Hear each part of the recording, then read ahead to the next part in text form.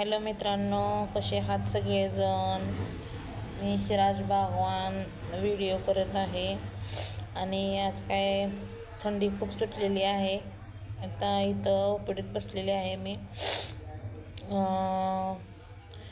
कसं असतं माहिती आहे का, सगळ्या गोष्टी करायच्या बघायच्या म्हणल्यानंतर सगळं वेगळं राहतं। सगळे म्हणतात का नाही की बायकांना घरी बसून काय काम नसतात, हे नाही ते नाही। तुम्ही हे विचार करा की महिलांना घरी बसून घर बघायचं, घर परपंच बघायचा, मुलींना बघायचं, सगळ्या गोष्टी करायच्या, मालक ड्रिंक करतात त्या पण गोष्टी सगळ्या बघायच्या। हे सगळं थोडंसं मला चुकीचं वाटतं।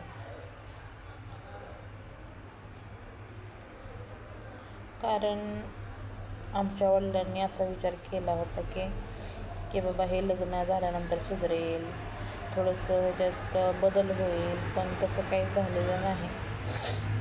कारण आमचे मालक अजून ड्रिंकच करतात। आता त्यांना ड्रिंक करत 15 ते 16 वर्ष झालेले आहेत, तरी पण ते काय कुठल्या गोष्टीचा विचार करत नाहीत। आता माझी मोठी मुलगी हुशार पण नाही, आता सध्याला ती 8वीला आहे।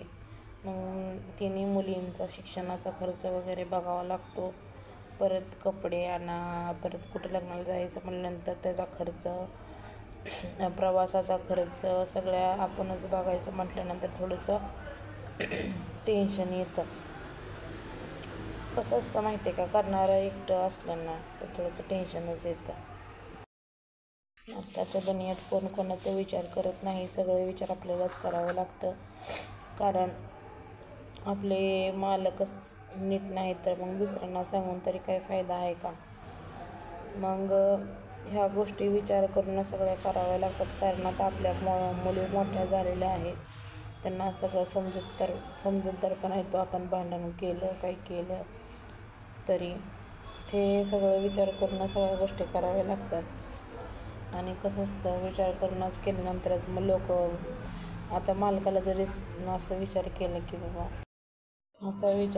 बाबा हे आपल्या मुलींसाठी बरोबर नाही, हे आपण सगळ्या गोष्टी विचार करून करायला पाहिजेत, पण असे लोक विचार करत नसतात।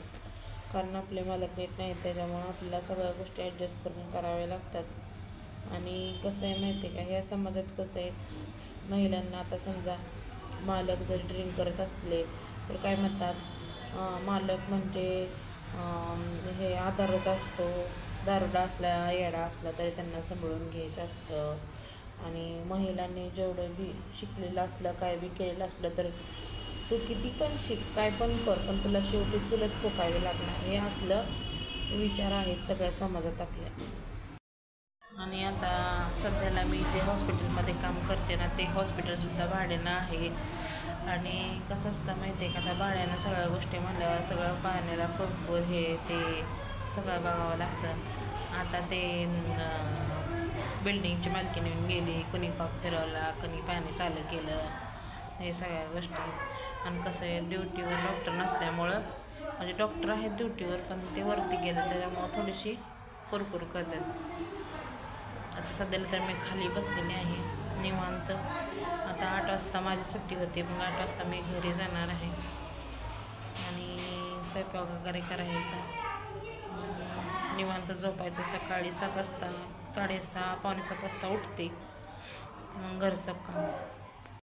तुम्हाला जर माझा व्हिडिओ आवडला असेल तर नक्की माझ्या चॅनलला सबस्क्राईब करा आणि लाईक करा। थँक्यू।